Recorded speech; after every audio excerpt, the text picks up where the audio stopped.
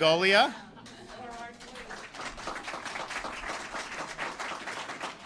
We've also got our great senator from Central Florida, Jason Broders, with us. And then we've got Representatives Cobb, Smith, Plakin, Booth, Stark, and we have our school board member, Alicia Farron, is here as well. So I want to thank everybody. So I think a lot of folks know that one of the initiatives that we've championed this year is the auditing of state agencies, but also local governments with respect to how they're taxing and spending. And so we have had, and we've been doing this as a matter of course at state agencies anyways, but we're employing new technology, we're having contracts reviewed by AI, we're doing the Doge to the university system and looking under the hood there, and there's a lot there, trust me, to do it. And not just with the spending programs, are they following the policies? I mean, for example, Florida eliminated, I signed legislation years ago to eliminate DEI from our public universities, and there's no official, but do they go down 2 or 3 levels and start doing this or that? So we're looking at all that, and it's really important. And on the one hand, we in Florida, we could say at the state level, why would we want to audit? I mean, after all, just look at the record that we have had. They just announced, I think the federal government's got like a AA minus credit rating. Florida on every rating agencies is AAA across the board.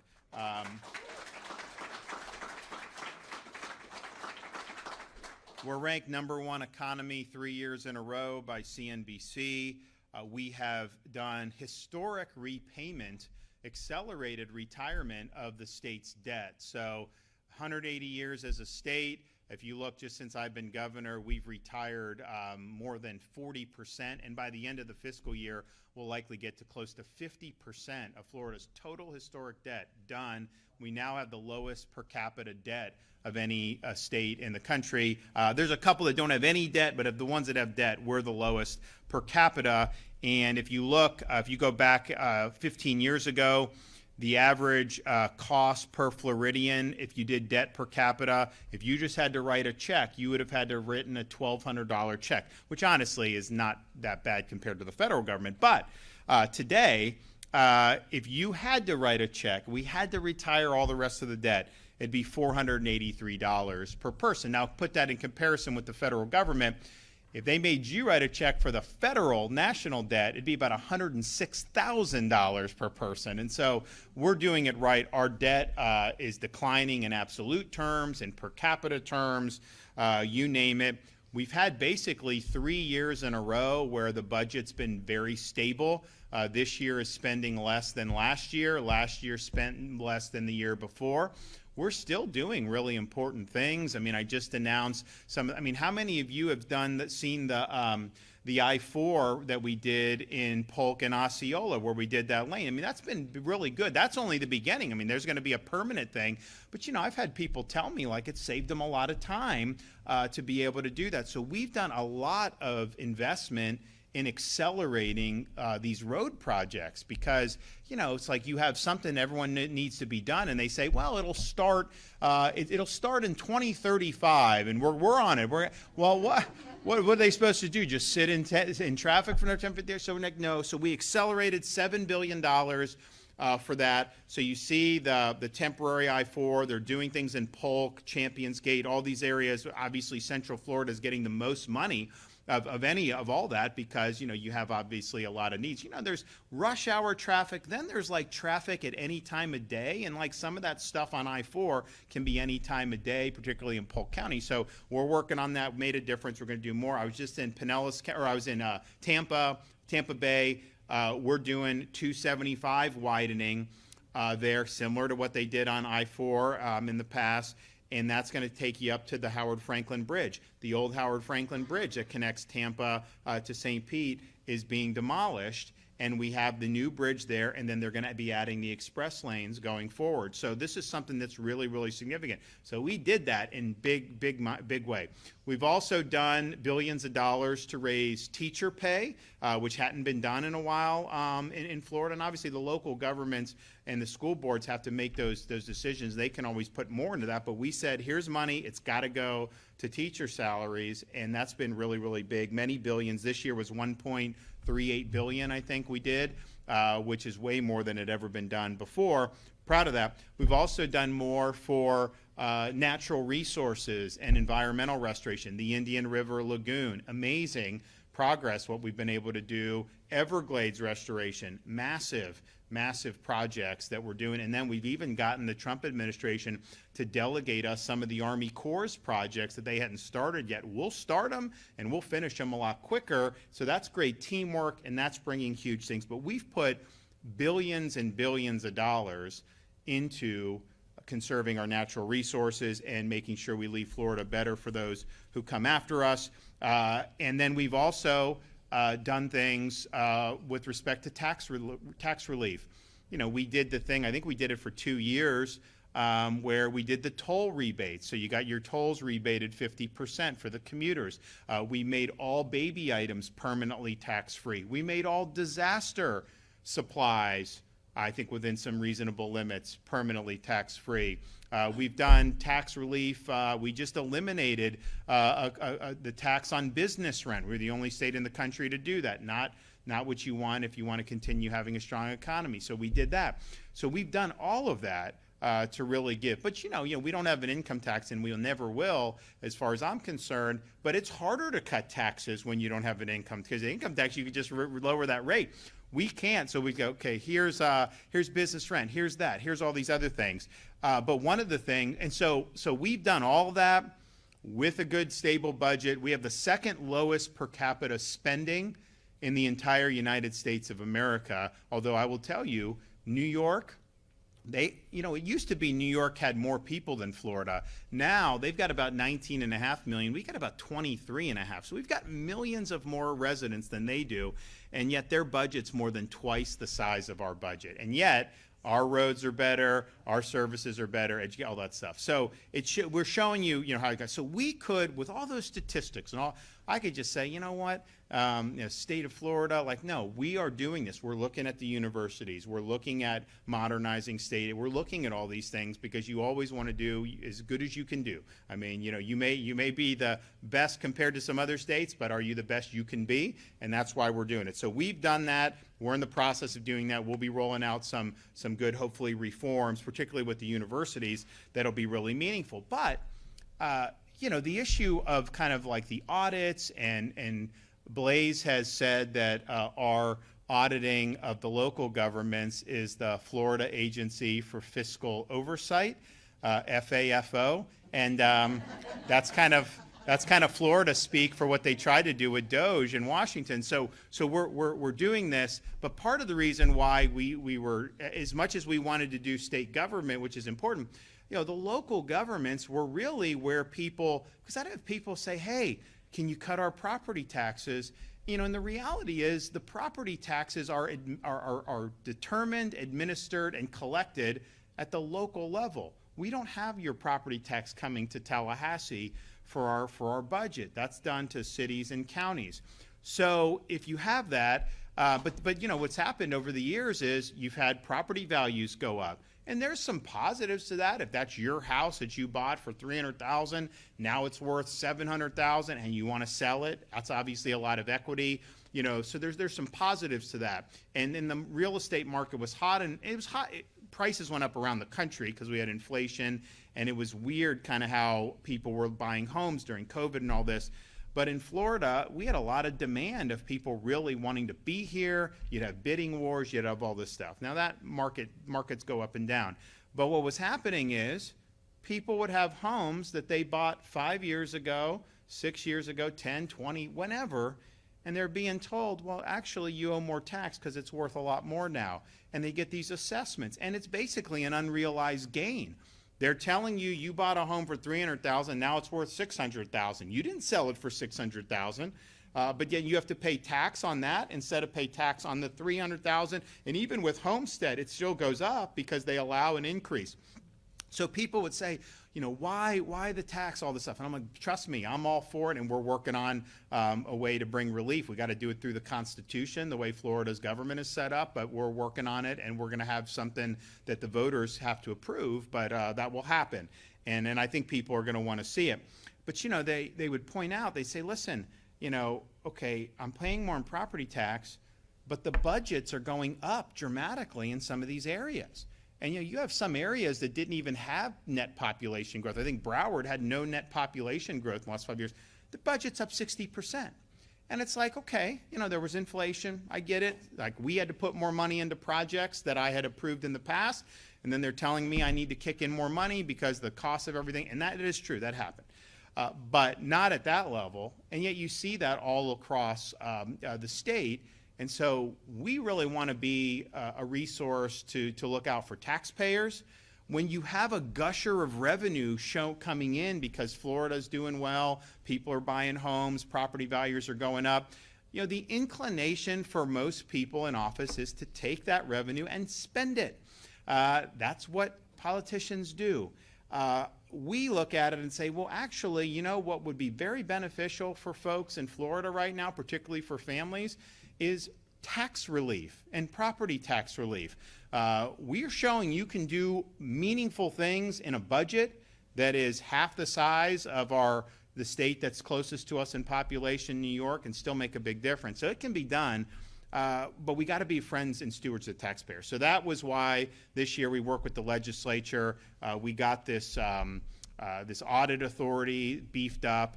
Blaise, as the CFO, has a lot of authority as well for any of the local governments that receive any state funds to be able to do. So they've been doing it. We had a lot of people, local governments, volunteered to have the books looked at because some of these folks want to see reform too. We had others that weren't as cooperative. And so Blaise led these teams on site to do these audits, to do interviews, and to review the spending practices and the taxing practices and the regulatory practices. And Orange County was one of those. There was also, he did Manatee, they did Broward, you did Pensacola, Jackson, City of Jacksonville, Hillsborough. So there was a lot. And I think it's been positive. I think there's been a lot of good things that have happened, but there have not been full cooperation with Blaise and his team. And, we're here in Orange County because, Orange County was not one that was fully cooperative. Now, look, Orange County, it is an area that has grown some, but I think it's grown about 10% in the last 5 years, which is a lot when you have 1 million plus people. But the budget is up 52% in that same period of time. You went from $1 billion in 2020 to $1.6 billion in the most recent year. So that's a lot. And look, we want to look at this because if there are ways that the services can be done closer to that 2020 number, well, then all that extra revenue, that should go in your pocket as taxpayers. I mean, that's what we want to do. We want to provide relief. And you see the costs of everything that have gone up in recent years, groceries, obviously home prices, all this stuff. The only thing that we the people through government can control 100%, we can't, the state of Florida, I can't control what Publix charges for this or that. It's just not the way it does. There's all these other factors. Tax is purely controlled by we the people, in this case through our Constitution. And so you can have property tax, you can lower, you can eliminate, particularly for Florida residents. That's all within our power to do. So if people are strapped, if it's tough because of costs that we've seen over the last 3 or 4 years, the tax relief is the best way we can make a difference. And the beauty of it is you've got senior citizens on fixed income whose homes are being assessed higher and higher. That's pinching them. But just think of what it does to a young family to buy a home and to not have to keep paying tax to the government for their personal residence. I mean, that's a huge, huge boost. So we want to be able to be helpful with that. And so putting this under a microscope is where, and you've had a lot of, and Blaise will probably go through some of the stuff for Orange County, but you're giving money to, more niche ideological causes in this county and some of the others. And, the voters can decide whether that's something they want. I think most taxpayers would rather have relief than some of the stuff that's being spent on. That's just what I think from talking with people and knowing. So we've had Blaise and our team, have interviewed different employees from around county government, including several who the county said was involved in things like DEI initiatives, as well as spending decisions in the past. But some of these people were reading off a prepared script.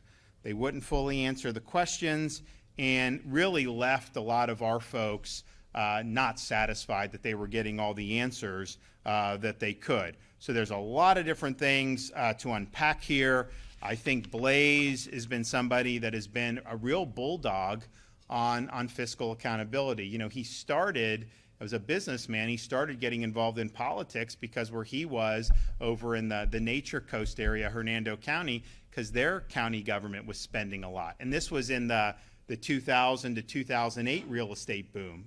The property tax revenues are going in and they're spending it, as fast as they can. And he's like, wait a minute, we've got to police this. And so he was really made for this job to be able to go in and do it. So he has an announcement today about next steps on this, and I want to turn it over to him to make that announcement. Thank you, Governor.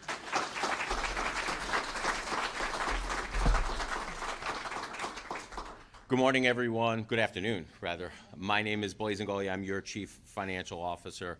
First, I want to thank Governor DeSantis for his leadership on this issue, not only going in and making sure governments are running lean and being accountable, but also leading the charge on property tax reform. We know that housing affordability in general, is a big issue here in the state of Florida because so many people want to move here. So I applaud this governor for leading on this issue.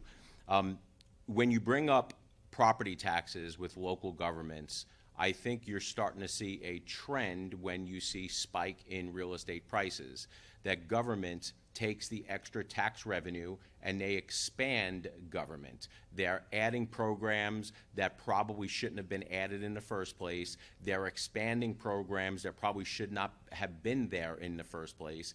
And in addition, one of the things that they're doing is they're giving out raises to a lot of people in local governments. And now there is a huge disparity between what local government employees are making as compared to just everyday people like you, the private sector. As the governor alluded to, I have been involved in cutting out waste, fraud, and abuse at the local level for decades. So when this opportunity arose, the governor said, hey, I think we should do this and make it a mainstay, something that the state will do every year, which is make sure that we go into the books and hold local governments accountable. Now, when it comes to waste, fraud, and abuse, I will tell you, it is my opinion, and I think we have the data to back this up, is that local governments seem to be far and away the worst when it comes to this spending. Just to give you an idea, general fund budgets, the budgets that are the portion of the local government's budgets that are funded by property taxes, every single city or county have seen their budgets expand in between 60 to about 120%. Now that it is far outpacing population and inflation growth. So we have to ask yourself, where is all this money going to? Now, I have been boots on the ground with the teams around the state and in Orange County also. I'm not going to go into specifics about what we found, but I'm going to tell you what we found was pretty eye-opening. Now, we go through a couple of phases. First is the gathering of the information.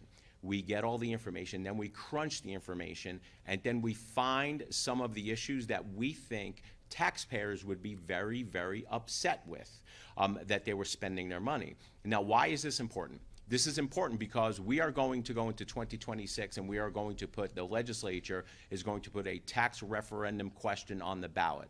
Now, whether that question is getting rid of property homesteaded taxes altogether, which is our goal, or if it is a large property tax cut. You are seeing it now. Local governments are complaining, and they are saying they're already playing defense. They're saying that they are not going to be able to cut because they're going to have to cut essential services. They're saying that they're going to have to cut fire, and they're going to have to cut police. They're going to do everything they possibly can to scare everyday citizens and taxpayers into keeping the gravy train going. They never thought in a million years they were going to have this governor and this CFO basically shining the light on a lot of the wasteful spending. So just to reiterate what the governor was saying is that over the last 4 years, there has been about an 80,000 person population increase in Orange County. But the budget has increased about $560 million, well over $1 billion, well over $500 million. So if you're looking, you could probably add a whole nother city for that amount, not just $80,000. So it is disproportionately out of whack where taxpayers, property taxpayers such as yourself, are footing the bill. So it shows me that they don't have to cut where they say they're going to cut. There is more than enough areas for them to cut. And I'm just going to say this right now. The first rule of government is to protect its citizens. So when you hear a local government saying that they're going to have to cut fire and cut police, they are doing nothing but trying to scare you, because those are the first things they should be cutting. The first things that they should, first things they should be funding. Sorry about that. If they're building their budget, the very first thing should be fire and police. So don't buy into the rhetoric of local governments that they cannot cut. So one of the things that we were doing, boots on the ground, when we were talking to the reviewers and auditors, as I was getting feedback, we started getting information from other counties saying, and basically telling us to point in this certain direction. We got a phone call from somebody inside county government and told us that there were people inside county government that were actually changing the names of files because we were looking for a certain keyword, specifically diversity, equity, and inclusion, DEI files. They were changing the names of the files, the PDFs, the contracts, the tags on a computer system in an attempt to try to hide the information from us. Now, this was just a tip. We didn't know if it was credible or not, but we had to do our own diligence, and we started looking. So after a while, we started crunching and compiling and looking all this data, and we saw some anomalies that were very, very strange indeed. So upon our team's arrival, we started receiving those tips that Orange County employees were possibly tampering with documents to circumvent our review of their egregious spending.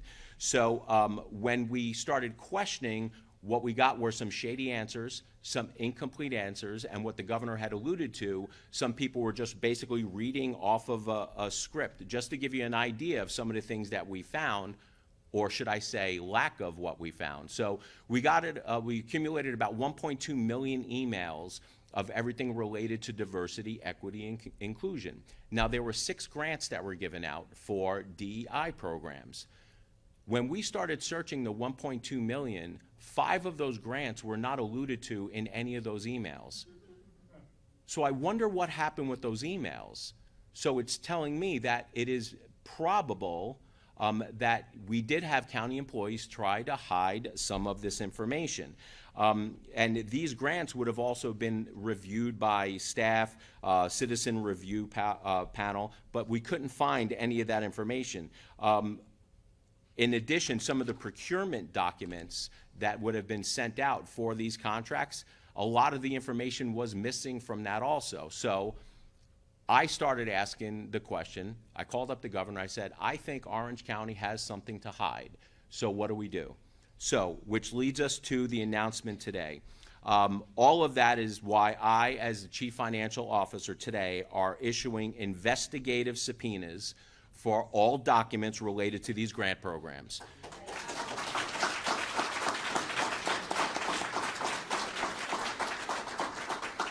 In fact, prior to us holding this press conference today, the subpoenas were signed by me, and probably by now they have been handed out to county government. In addition, I have issued investigative subpoenas for Orange County employees who we think were involved in the grant process, the interviews with our team, and uploading partial information, not incomplete information, to Florida Doge. So I think it is very apparent that taxpayers deserve and have a right to know where their money is being spent. Now, I'm probably freaking out a lot of Orange County employees right now. My advice to you is when you are contacted and when you're going to be interviewed, do not hide the information. Be truthful with them. We know that people above you told you to go and change the information in an effort to try to hide the information from us. Don't lie to us, because if we have to, we will bring in FDLE and digital forensic units to find out exactly who did what. So please be truthful with us, be forthright. Our job is to make sure that we get rid of the spending in advance of a property tax cut. Do not put yourself in a situation where you're lying to law enforcement. When I took office, I promised that I was going to be a fiscal pit bull when it comes to spending. I think we're proving here today and continue what we're doing every day that we are rooting out waste, fraud, and abuse, and I'm going to continue to hold those promises. I mean every word that I say. If local governments hear my voice, and if they thought me issuing subpoenas, investigative subpoenas, were just a throwaway, sort of like a threat to local governments, well, Orange County fooled around, and now they're about to find out. Okay, Alicia.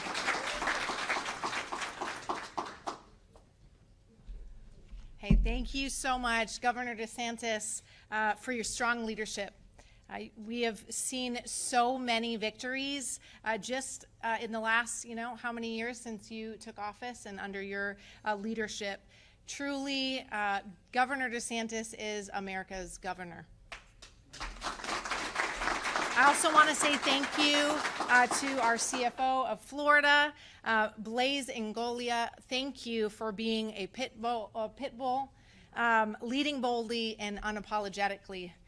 So I'm Alicia Ferrant. I'm a mom of 5 kids, and my husband and I have lived and raised our family right here in Orange County. As a taxpayer, I expect my hard-earned tax money to be spent wisely, and that our local and state government would be taking our tax funds and using it for good. The reality is we need accountability, and most importantly, we need integrity in our local government. God's word is very clear. Proverbs 10:9 says, "Whoever walks in integrity walks securely, but he who makes his way crooked will be found out." This is one of the main reasons why I ran courageously and took a stand. And against all odds, I won a seat on the Orange County School Board, where I currently serve. As a school board member, I want to put the same integrity and leadership that I have with my own family. And I'll tell you, a mom of 5 kids here in Orange County, it's not easy. My kids eat like piranhas. If any of you have kiddos, I got a 10-year-old all the way up to 21, and they eat me out of house and home. But a few years back, my husband and I, our dream was to build our own house. And with a large family, we didn't have tons of money coming in, didn't have a huge budget. And honestly, our budget did not meet and didn't match our dream. But one day, my husband, after watching YouTube, seems like all night, came to me with a hammer and some nails and said, "All right, babe, you ready? We're going to build our own house. We don't have the funds to go hire somebody. We don't have the funds to go and grab somebody else in, but what we do have is our own 2 hands. And that's what the American dream is all about, working hard. And when we work hard and we bring in our own funds, we expect that our funds and our money is spent wisely by our own local government. We need elected officials who are regular folks, moms and dads like myself. We need less bureaucrats who are pushing their own agenda. Again, I'm thankful for the leadership of Governor DeSantis, who has chosen to hold the state of Florida to a higher standard. And I'm also proud to say that in Florida, we are leading the way for the entire nation to follow.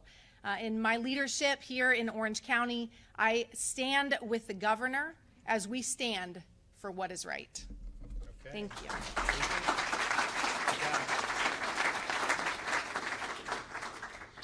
Get a chance to put a bow on this thing today. Thank you very much, Governor. Since becoming governor, Governor DeSantis has partnered with the legislature. I'm Jason Broder. I'm a state senator here in town. I have a couple of different counties, including Orange. Governor DeSantis has partnered with the legislature to prioritize fiscal responsibility, tax relief, and efficiency in state government. In Florida, we have a long track record of keeping state government accountable to the people. We have no state income tax, we have constitutional requirements for open government, and we have the lowest number of government workers per capita in the country. The balanced budget that we passed and that the governor signed recently reduces state spending in an era where everybody else's budgets are exploding. We also, in that budget, lower per capita spending again and reduce our own state bureaucracy. We authorized early payoff of state debt that's been mentioned. We account for significant, broad-based, permanent tax relief. All of this can be done. I don't want to hear excuses about how constrained things are when we at the state are doing this.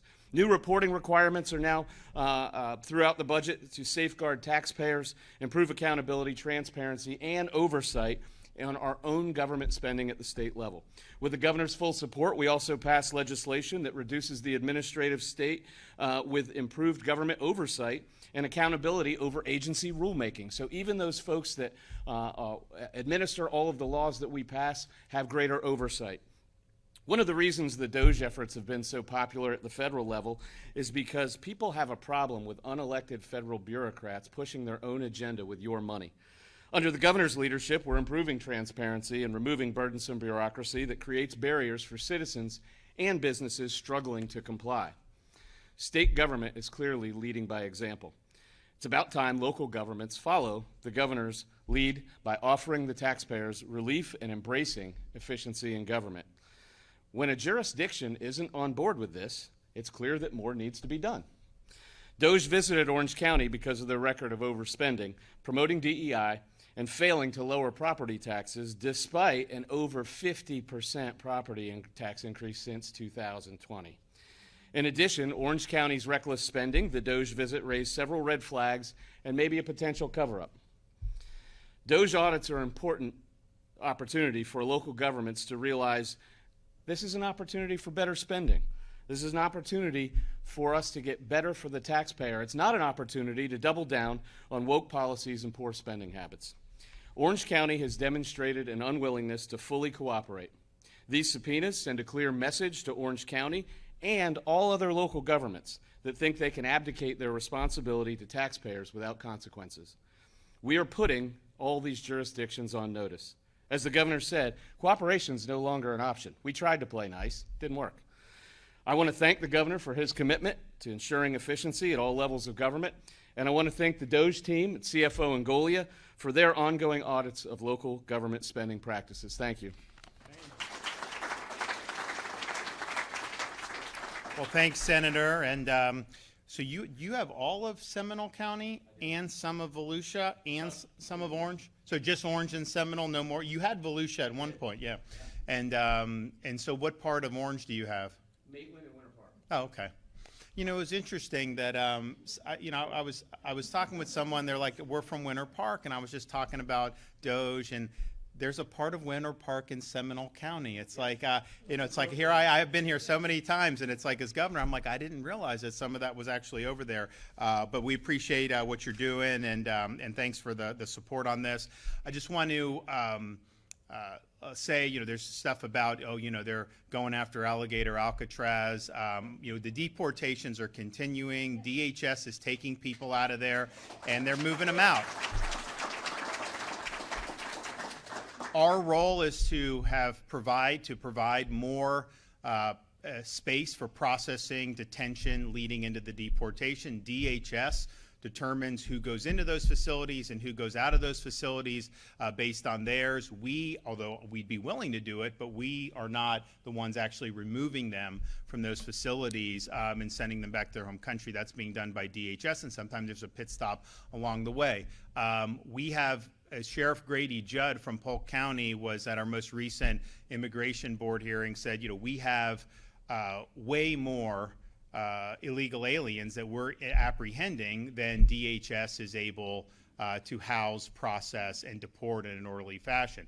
That's why we did Alligator Alcatraz. That's why we're doing the deportation depot up in Northeast Florida in Baker County, right next to Jacksonville. And that is going to be, so we have thousands that can go to Alligator Alcatraz, another 1,300 in Baker County for the deportation depot, and then we're even working on, well, I'm working on more. So, but the reality is there's a demand, there's a need for many, many more thousands here. And so we've worked to meet that need. Ultimately, if DHS expands their own footprint and capacity, then maybe that need will go down. But as of right now, that need is very strong. And so I do think that they have increased the pace of the removals from there, which is on their time schedule. And then who they send in or don't send in is on their decision. We're there to provide, be a force multiplier on all that. And we will continue to do it. I think it's an important mission. You had this guy that was driving this tractor trailer, and he tries to do this crazy U-turn, and he killed 3 people in the process. Come to find out, he and the media was like, why didn't the troopers detain him if he was here illegally? What happened was he came across the border illegally from India, and then Biden gave him a work permit. And so Biden gave him the ability to get this commercial. Now, he still shouldn't have gotten the commercial driver's license, but that's how he was his entree into doing this. And so he went to Washington, he went to California, he got it. He didn't speak English and understand English. He failed the test abysmally. And it's like, when you have a sign that says official use only or no U-turn or things, like, abide by it. And that's for anybody, but especially when you're behind the wheel of one of those big boys. I mean, that is putting people in jeopardy. And so, yes, I blame the sanctuary policies of California, of course.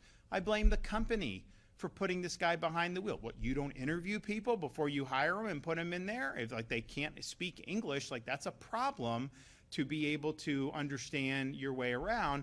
But this is an individual who knew that he didn't know what was going on around him, couldn't understand all this, and then still made the decision to get behind the wheel of that and put some other people at risk. And that's wrong, and that's why once the FHP got the videos and was able to say there's a criminal offense here, that's why we had the lieutenant governor go and extradite him back here, and he's going to face justice. And we're going to insist that he faces justice. Okay, do we have any questions? What is your message to Orange County Mayor Jerry Demings, who says there's no reason for an audit because they have an independently elected auditor in Phil Diamond, and they also said after you came to visit that they opened the doors for you. So what's your message for that, and also what's your advice that he does with these subpoenas? Well, the CFO would not have issued the subpoenas if all the questions were answered. I mean, this is not performative. He wants answers, and under the law, he's entitled to answers. And I know that you hadn't seen CFOs necessarily flex this muscle in the past. This has been part of their authority for a long time. We then got more authority at the state level through the legislature in the most recent budget. So the elected representatives have spoken clearly that there's a role for state government to go in here, to be on the side of taxpayers. Blaise doesn't answer to the county government. No one else in state government does. And we want to be able to get the answers that he's entitled to. So his subpoenas are justified. Why people were reading off a prepared script, I have no idea.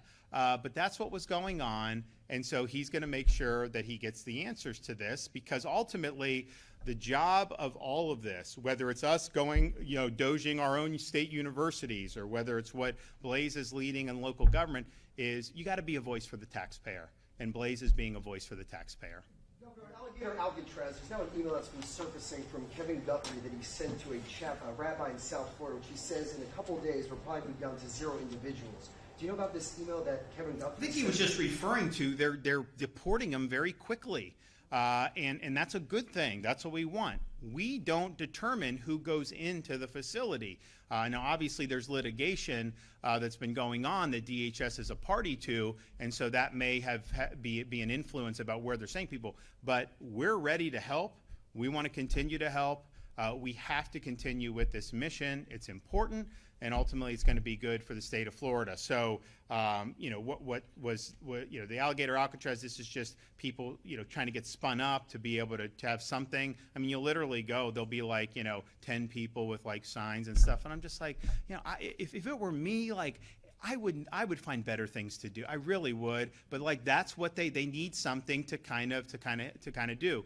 But the reality is we're in this more than any other state leading, and we're going to continue to do it. And so ultimately, it's DHS's decision where they want to process and stage detainees, and it's their decision about when they want to bring them out. But I think they've been having rapid removals from Alligator Alcatraz, and I think that's caused the census to go down.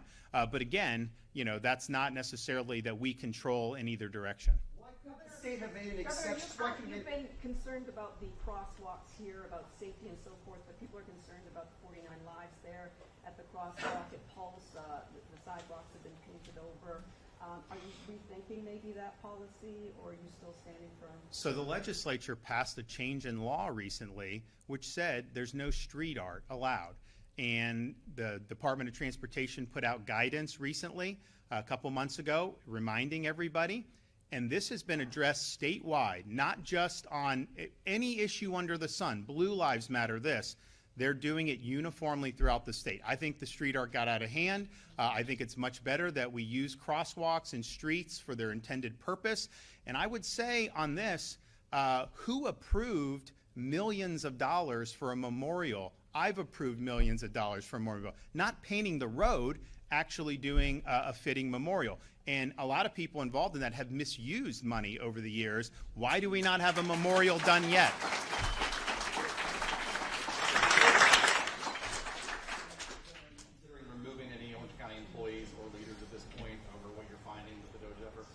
So the question is about removing people. I mean, look, the Constitution allows the governor to remove under certain criteria.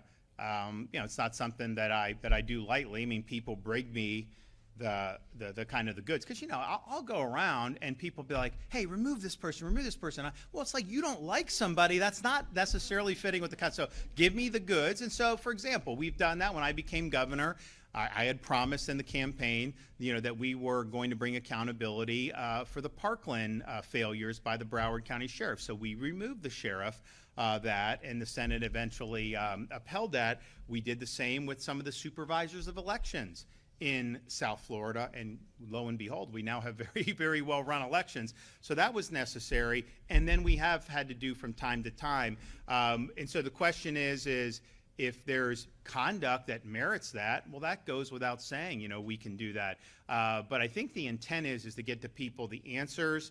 We expect compliance with these subpoenas, and then we'll be able to go from there. But what I want is for the process, the authority that's been put in place in law, both with CFO and state government, to just be respected and honored. I mean, we have these debates. I get it. Look, there can be some friction. I mean, Florida politically now is like a big red peninsula with some blue dots, right? Orlando's one of the blue dots. Gainesville's one of the blue dots, and that's fine.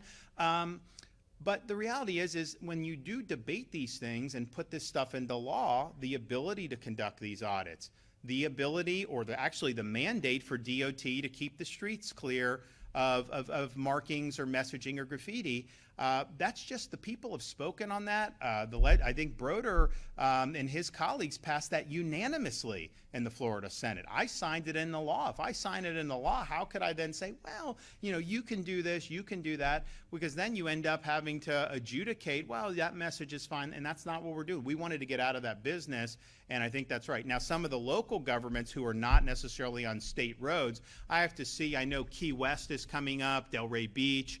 There may have been one or two others who basically just said, we're not going to comply or whatever. Guys, we're going to get it done. We're going to follow the law, and it's going to end up so you can do it the easy way, you can do it the hard way. That's really up to you. I mean, there's obviously certain parts where anytime a state does something, you know, there's a desire to kind of virtue signal, and I think we're seeing that in some of those jurisdictions. But the reality is we have this authority. We have the DOJ authority. So let's get the facts. Let's let taxpayers know.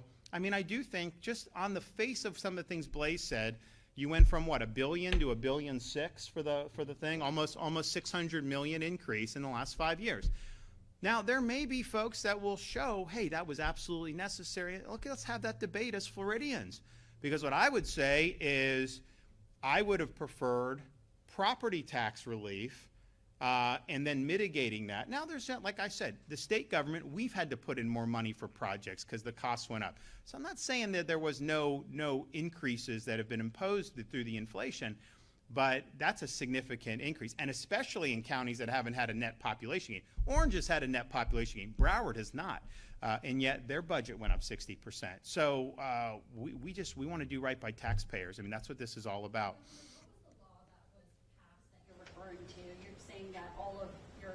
So I would refer you to the DOT memo. My staff can send you the DOT memo. It cites the statute. This was implementing guidance that was published probably a couple months ago by Jared Perdue at the Florida Department of Transportation. And what it does is it says state roads, no. Then it also says local governments have to follow the state standard. And so the way this kind of came up was that you had Key West saying, we don't care, we're going to do Delray Beach, we're going to do all this stuff. And then our department's like, no, that's not what the law says, you can't do it. But then it was like, well, wait a minute, there's a marking, there's a picture here or there around the state. And so there have been a bunch of them with various political viewpoints, by the way, and honestly, probably more viewpoints that are more associated with conservatives. And yet the DOT said, no, we're going to go do that. So my folks can provide that for you. It's very clear. I think everybody knows kind of where we're at with this, and we're just going to abide by the law. That's going to happen. Yeah, go ahead. Question for Blaise on the topic here. Before we get to that question, just real quick, there's a couple of things I just want to answer and clarify. As far as property taxes, what I'm going to tell you is that this initiative is very, very popular with voters about rooting out waste, fraud, and abuse from local government and lowering property taxes. I see a lot of heads nodding up and down. And the reason being, and the question is, can you impose this on local governments? Because local governments are not giving their own taxpayers, their own constituents relief. So the state has to come in and do something about it. We're the ones protecting the taxpayers.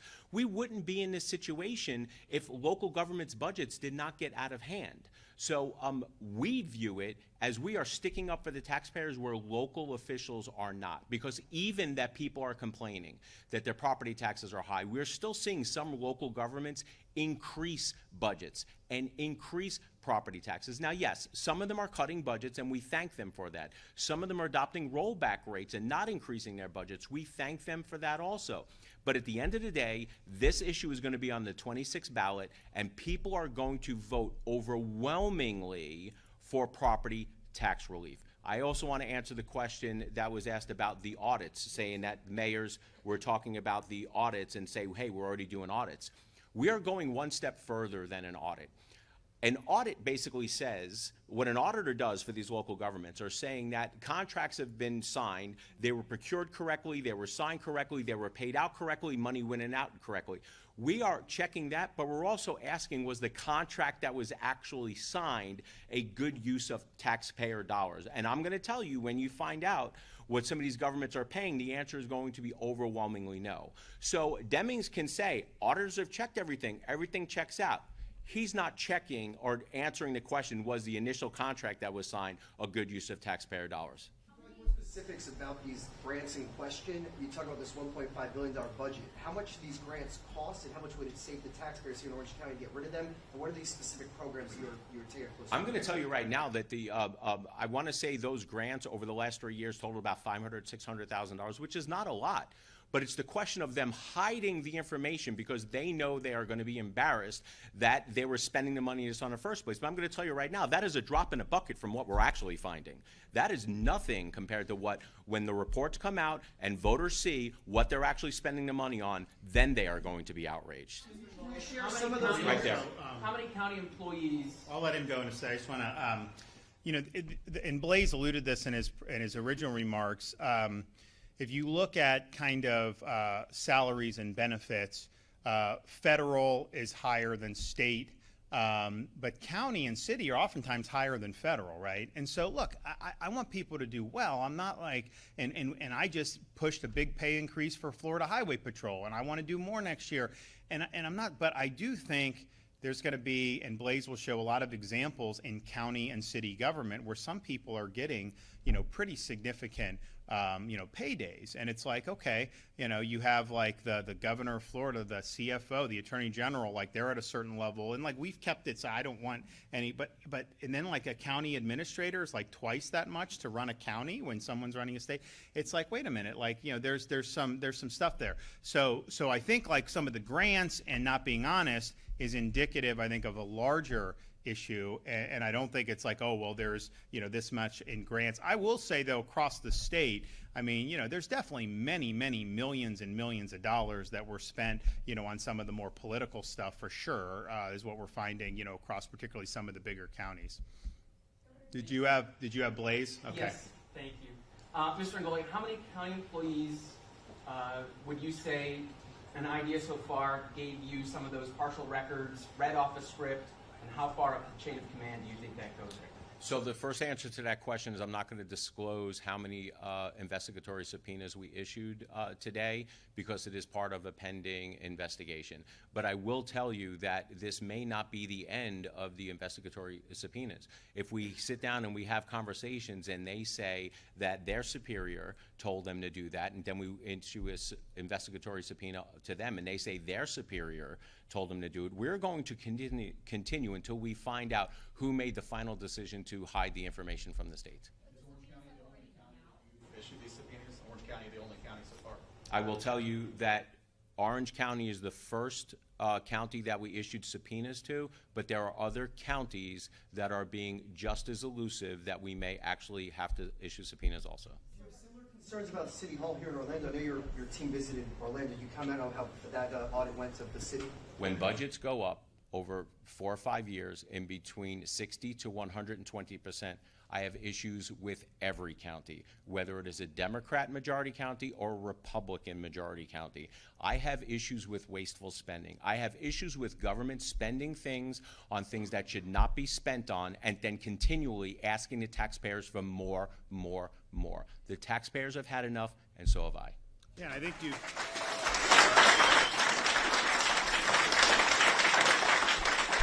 And you've definitely seen some of these red counties, because, you know, like there were people that have, since COVID especially, fled to some of the red counties in large numbers. Property values went up, gusher of revenue, and then they're spending. So that is true, and I don't think it's just a partisan issue. But I mean, it's frustrating on the property tax because, first of all, my position is, you own your home in the state of Florida. If that's your homesteaded residence, I don't think you should have to pay rent to the government. I think you should own your home. And so I have a philosophical objection to taxing people on their private residence. You have investment properties, commercial, you know, that's different. Like if I was starting society anew, I wouldn't tax any of it. But, you know, we are where we are, and a lot of them do. So, but certainly for your primary residence as a Florida resident, homestead, that would be my position. And I think we can get there. But man, it's like if you have tax and you buy a house for $400,000, you should not then all of a sudden, a few years later, say it's $800,000. It's an unrealized gain. And so it should be whatever you paid for it, and that should have been the standard all along, and that would have saved a lot of people just to do that. Instead, they add and add and add. And, you know, if you guys buy stock, you hold the stock. You don't pay if it doubles in value until you actually sell it. And the real estate and the homes seem to be the one example where we know that's not good tax policy, and yet that's grown into just an accepted practice where you get a new bill and someone has assessed value to your house. You know, property, real estate goes up and down. I mean, from 2000 to 2007, a little into 8 in Florida, and well, nationwide, it went up, right? Then what happened in 2007, 2008? The bubble burst, and so all of a sudden, you had a lot of distressed assets, and you had a lot of properties values that went down. So, you know, if you were just owning, and then they're taxing you more, and then all of a sudden, it's actually not worth that much, you know, how do they justify that tax? So this is something that's really important to people. I think it's the best way that we can do something as a state to provide meaningful relief. A lot of the other things that have pinched people, from groceries, all these other things, that's not controlled by the government, certainly the state government. I mean, I think, you know, the inflation that has been fueled in recent years federally is a different story, but the one thing we can do is the tax, and to give people the relief from the tax. So I think it would be good for senior citizens. I think it would be good for young families, and this is part of that process, to be able to have a voice for the taxpayer, show how these resources are being, the gusher of new resources that have come in, how that's being spent, but then ultimately to be able to show there's a better way. And that better way means that you actually own your own home free and clear of the government. Okay, thanks everybody.